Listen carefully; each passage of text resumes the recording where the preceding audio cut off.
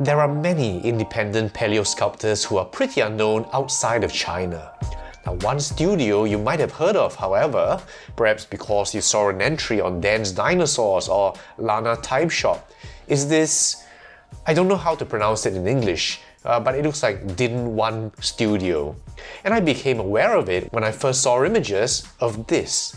It looked awesome and expensive. Now, they focus on 1 to 20 scale mammals made of resin, although they've had dinosaurs in the past. As I understand it, it's mainly one master doing the work, and it's actually hand sculpted, not 3D printed. Now, once each release is sold out, that's it. I discovered them far too late after models of animals I liked were sold and gone, and even if I had known, I couldn't afford them. There is, however, one I managed to get from a source in China that was recently released, this fascinating oddball DDKuras. Now, oddball seems like an almost literal description of what we're looking at. This DDKuras measures 19 centimeters or 7.5 inches long, and at an estimated length of 3.6 to 3.8 meters or 12 to 12.5 feet. That makes this 1 to 19 to 1 to 20 of scale, which is my personal favorite for prehistoric mammals. I was very disappointed to realize that many CollectA ones were actually significantly smaller than the claimed 1 to 20, so it's nice when I get some which really are. And I'm especially happy to get that because the only DDKuras I had until recently was this little guy. The glyptodons belong to the superorder Xenatra, and despite the cool sounding name, I'm not talking about an alien civilization. This is a group which includes anteaters, tree sloths, and armadillos. As you might guess, glyptodons are closely related to armadillos, and in fact together they form the clade Clamiforidae. Now, many people are familiar with glyptodon because it's often in children's dinosaur books where mammals are mentioned in passing. Now, DDKuras, the general public may have been introduced to by that delightful series, Walking with Beasts. DDKuras, a spiky-tailed relative of the armadillo, the size of a car. DDKuras, for instance, are not only well armoured, they are huge. I really can't believe it's been 20 years. I've always been fascinated by prehistoric mammals because there's something familiar yet bizarre about them. Here, you can guess at the relationship to armadillos, although glyptodons didn't have segmented shells but a single carapace, so they were not as mobile. The lopsided peak of the DDKuras is shown here, as is the texture of the shell. Interestingly, because the carapace and dorsal vertebrae were fused, Alexander et al. In 1999 suggested it was unlikely that the space between them were filled with muscle. Which kind of makes sense because with these rigid components, what is there to move? Instead, they suggested that it stored a large fat deposit similar to that in camel humps. Besides an energy reserve, this fat pad, which could have been up to 25 centimeters or 9.8 inches thick, could also serve to cushion blows from rival DDKuras tails during intra-specific combat, or perhaps even a Smilodon attack.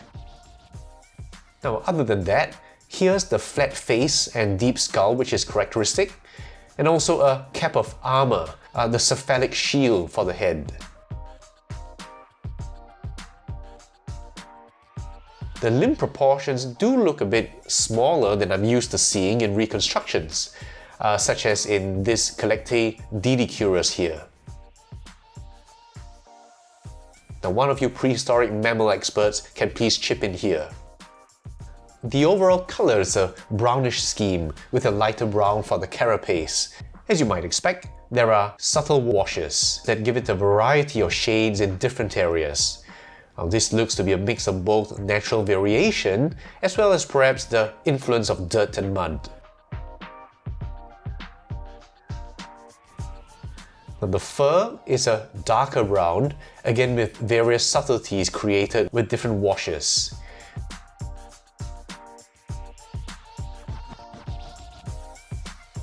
You can have a look at the underside.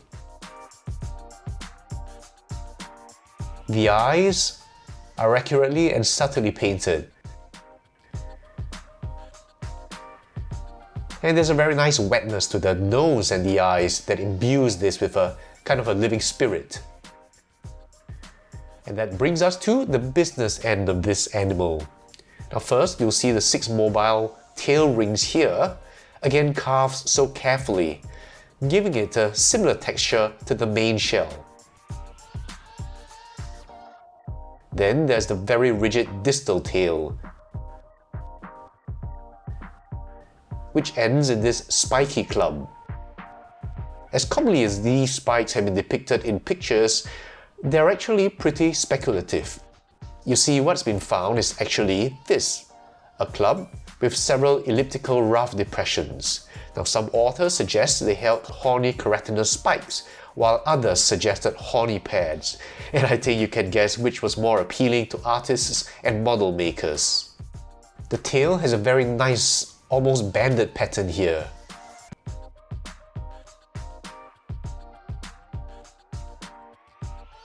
I especially like how this darker area gives me an impression of being under the skin, like subcutaneous pigment, very realistic. The spikes are really well done, and you can see for yourself how naturally the fades are. I will just take a whole round here. And this truly looks like horny keratinous tissue. Now Blanco et al. In 2009 called this a biological hammer, a really cool term, and analysed where the centre of percussion, or CP, was. Now this is a concept taken from studying various implements and denotes the area where a baseball bat, a tennis racket, or rather implement can take an impact while producing minimal change in wrist speed and thereby lowering the chance of injury while delivering a powerful hit, a sweet spot as it were. In DDKuras, they found the CP to be very close to where the horny spikes were thought to be, which supports the use of the tail as a club. In addition, they note that a very flexible tail, such as in Glyptodon, indicates that any impact from a swishing tail would be small, whereas in DDKuras, the distal end is very stiff, by fusing rings of dermal scutes into a caudal sheath, which is then bound to the underlying caudals, and this creates a rigid handle quite similar to what we see in ankylosaurids like Ankylosaurus here. Meanwhile, these proximal rings are free and allow for the bending necessary to swing the club. Now there is an unfortunate defect in mine. Now here you can see the tail extends below the horizontal. So if I were to just rest it as such, now that'd be a lot of stress on this part of the tail. So I have to elevate the right foot as you see here. I'll be getting a base for this at some point. All in all, a very satisfying representation of a 1 to 20 DDKuras. For a comparison, let's bring out the CollectA 1 to 20 DDKuras.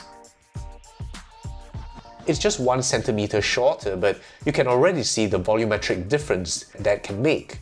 But it's still within the length estimate range for DDKuras for a 1 to 20 scale model. Now one major point of credit goes to CollectA for their inclusion of hair on the armour, which is something we of course see in extant armadillos today. A very nice nod to realism and detailed work here. The limbs are also thicker on the CollectA and more what I would expect.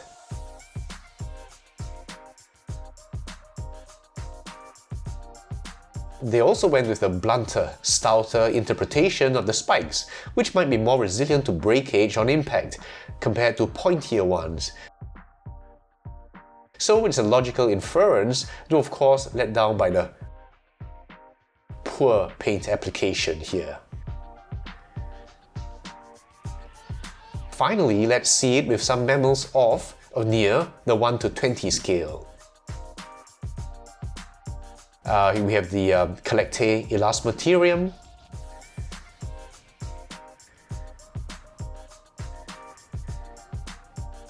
the CollectA meropus,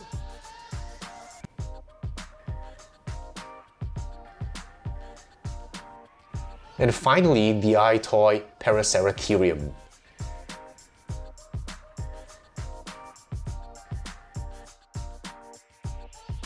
It's really nice to add to my modest collection of prehistoric mammals with one of the more iconic mammals from the past, and in 1 to 20th scale, done so well in sculpt and paint. A hand-sculpted model like this has an ineffable something that a 3D printed one just doesn't have, and I'm glad to now have at least one of Dinone Studio's prehistoric mammals. I hope you've enjoyed this look, and let me know what you think of it in the comments below, and I'll see you soon with another review.